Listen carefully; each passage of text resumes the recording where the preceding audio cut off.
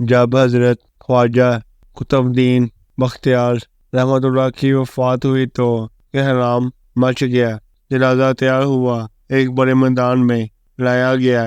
بے پناہ لوگ ہمارے جنازہ کے لیے آئے ہوئے تھے۔ انسانوں کا ایک سمندر تھا جو حد نگاہ تک نظر آتا تھا۔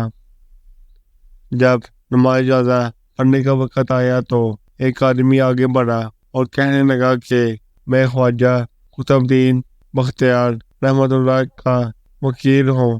حضرت نے ایک وصیت کی تھی، میں اس مجمع تک وصیت پہنچانا چاہتا ہوں۔ مجمع پر سناٹا چھا گیا۔ وکیل نے پکار کر کہا، حضرت خواجہ قطبدین بختیار رحمۃ اللہ نے یہ وصیت کی کہ میرا جنازہ وہ شخص پڑھائے جس کے اندر 4 خوبیاں ہوں: زندگی میں اس کی تکبیر اولا کبھی قضا نہ ہوئی ہو، اس کی تہجد کی نماز کبھی قضا نہ ہوئی ہو، اس نے غیر محرم پر کبھی بھی بری نظر نہ ڈالی ہو، اتنے عبادت گزار ہو کہ اس نے اثر کی سنتیں بھی کبھی نہ چھوڑی ہوں۔ جس شخص میں یہ 4 خوبیاں ہوں وہ میرا جنازہ پڑھائے۔ جب یہ بات سنائی گئی تو مجمع پر ایسا سناٹا چھایا کہ ایسے مجمع کو سانپ سونگھ گیا ہو۔ کافی دیر گزر گئی، کوئی نہ آگے بڑھا۔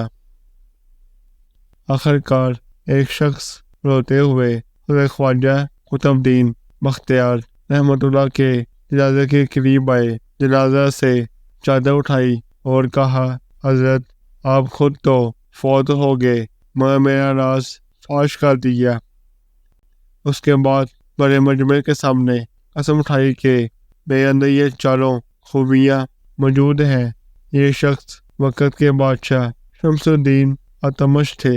حوالہ حضرت خواجہ قطبدین بختیار رحمۃ اللہ کے اقوال۔